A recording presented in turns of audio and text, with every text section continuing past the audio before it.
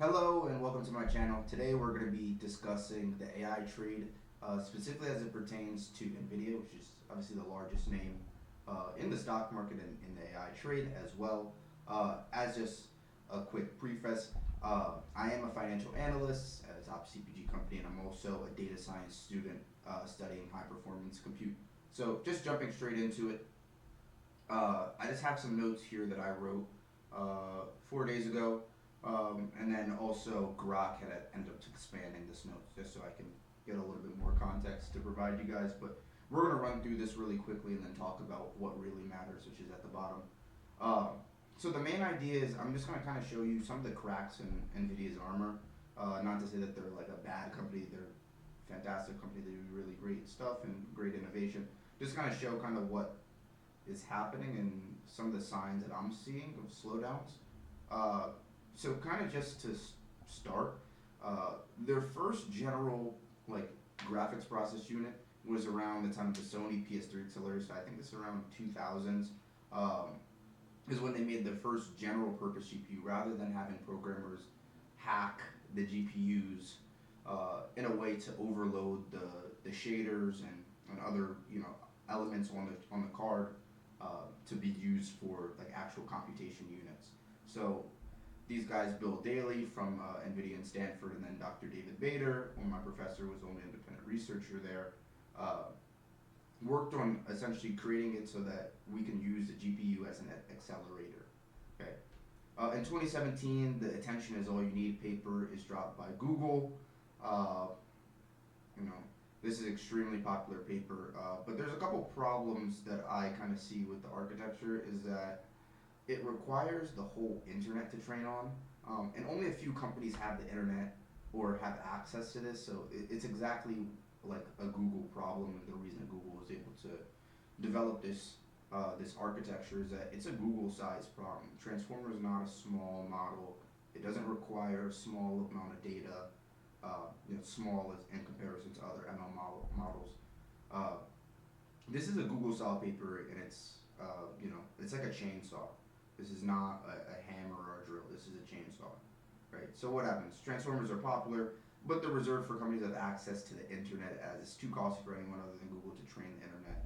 I mean, who is going to go around, like what small industry-specific sector is going to go in and train, collect all this data, store all this data, and spend all this money to train this model, right? Nobody's going to do it, right? The only people that do this are AI research labs, your OpenAIs, your Anthropics, your Groks, whatever.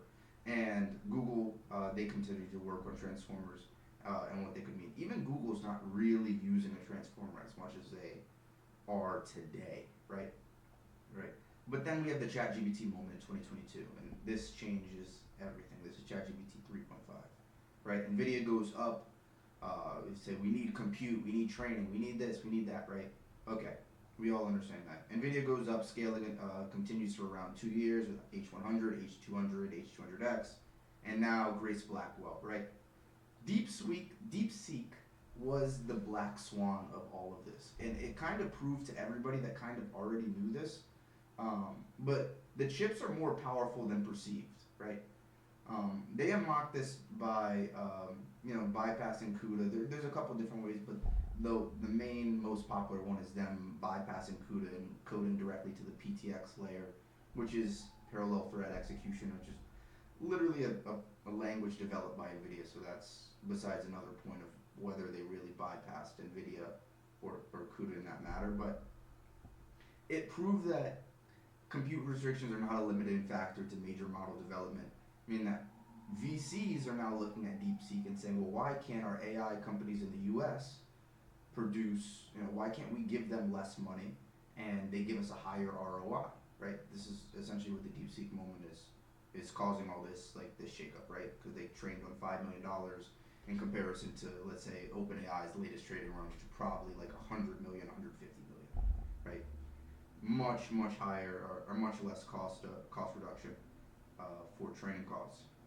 So then we start to hear around like the start of Q1 rumblings on hyperscalers rethinking capex spending. So like Microsoft cancels data center plans in Europe and the U.S. And the same time you hear Jensen coming out saying all these crazy verbiage about how Blackwell is through the roof. It is soaring. All these crazy verbs saying that demand is through the roof. At the same time, they're posting stuff like this on their Twitter, where they're boasting output projection of their latest greatest Blackwell chip of 256 or 253 tokens per second versus the previous generation of 151. But they're doing this through like changing the precision of the older models to be a higher precision. So using say floating point 8 for GB200, and for their H100s they're using like floating point 16 mixed precision. Um, that is a red flag. That's a major red flag for showing that the performance gains are not actually as good as they say. The second red flag that I was seeing was Nvidia buys Lepton AI, and Lepton AI, if you're not so familiar with them, they're just a secondhand reseller of their chips. They manage and provide servers, like Nvidia servers, um, but you never want to see a manufacturer of a chip buying a company that buys its chips. I think Lepton is one of Nvidia's largest companies, or the other way around. Like Nvidia is one of Lepton's largest customers. Uh, Regardless, you never want to see this because it's more of a way of like eating your own tail. It's right here. I wrote it's a move to not only hide inventory probably in the future, but also hide secondary market prices plummeting. So they're buying up the secondary market supply, and they're also going to be able to hide some inventory within Lepton. I'm not saying that they're going to do this, but I'm saying they will be able to do this through some clever accounting tricks, which is probably not a good sign that you're seeing that the top company in the S&P is now, essentially eating its own tail. In addition, we're kind of seeing that like Nvidia owns 6% of CoreWeave as it stands today, or as it stood on this email. But Nvidia, CoreWeave is asking Nvidia to back the deal with 250 million.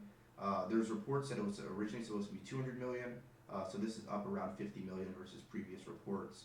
The final value is going to dilute to around 5%, but to me this is a chess match to what's going on. CoreWeave is seeing exactly what is happening to Nvidia and kind of seeing that the demand indicators are getting swallowed up by Nvidia to keep pumping their stock, right? CoreWeave sees this and says, well, we have insiders that have been selling up until the IPO. Our financials don't look so good. I think they have around $10 billion. Yeah, right here, $10 billion in debt, $1 billion, negative $1 billion in free cash flow.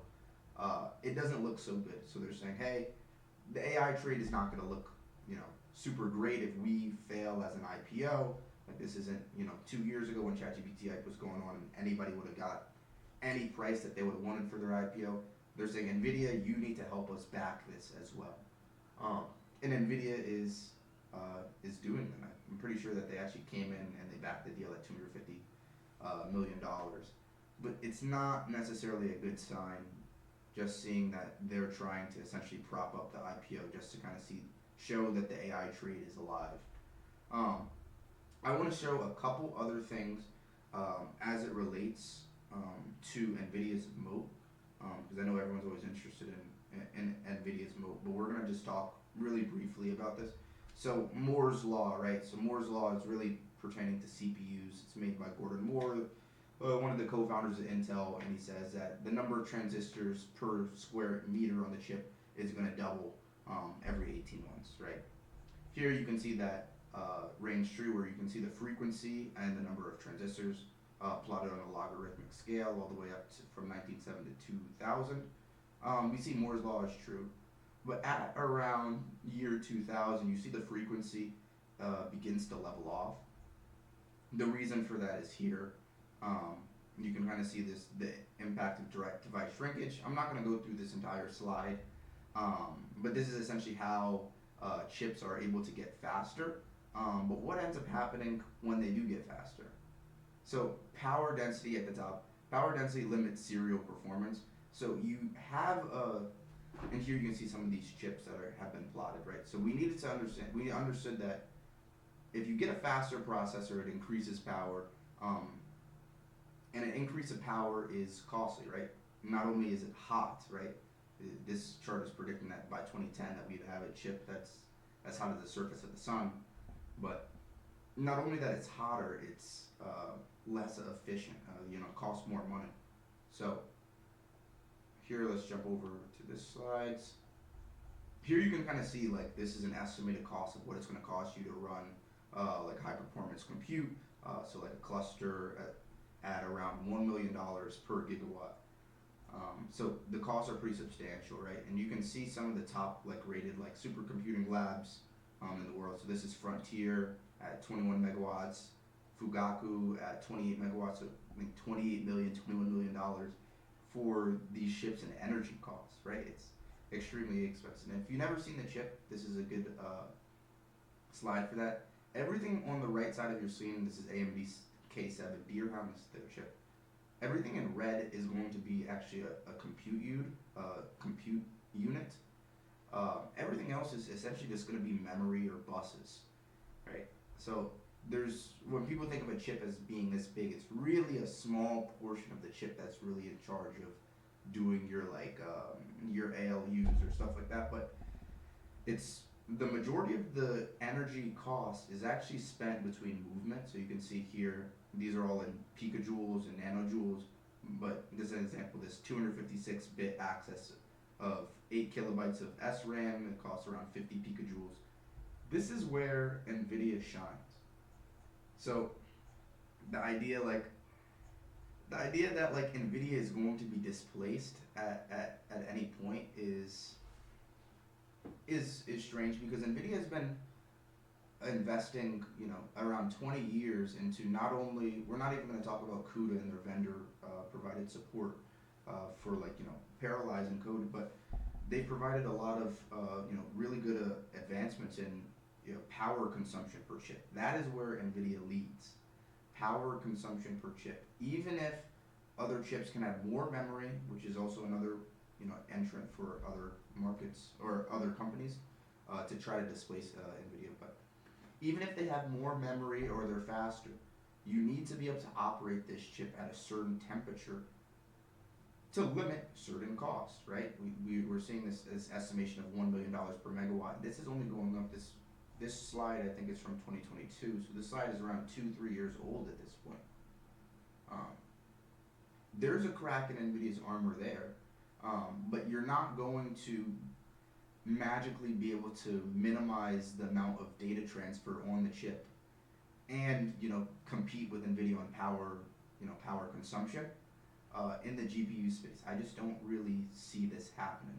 What I do see happening is obviously Moore's law comes to an end, right? As we see over here, if we go back to this slide, Moore's law seems fine for CPUs, but eventually CPUs did end up leveling off.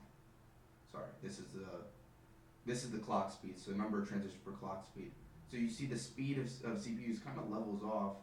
GPUs, I'd imagine, are going to probably follow in the same curve of eventually, we're going to keep scaling GPUs, but eventually it's either going to be a physics limitation, whether it be heat or power consumption or the size of the transistors,